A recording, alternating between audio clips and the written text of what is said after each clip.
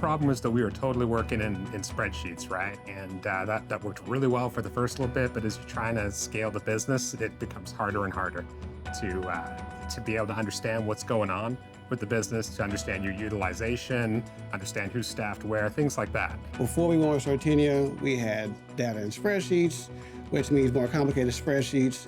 We had data in QuickBooks, and it was no way to efficiently run a business. So we're always trying to understand our utilization and our staffing better. That's the core of the business. My number one business objective was to make sure we were at 85% utilization and to be able to have the data to present to the rest of the executive team. And we went from a whole bunch of different spreadsheets and spending a lot of time trying to figure out where the data was and get to a place where we could all agree on it. We moved from that to having the data available immediately and having conversations about it and what it meant for the business.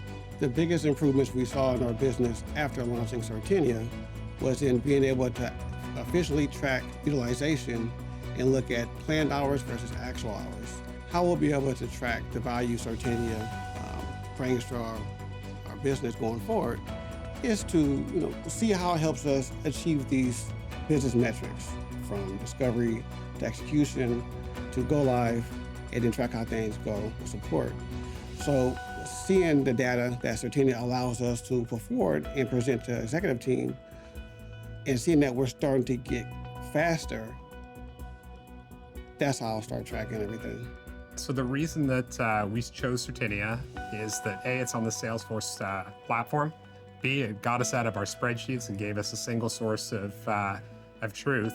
And C, we're excited about where it's going and the product roadmap, to be honest.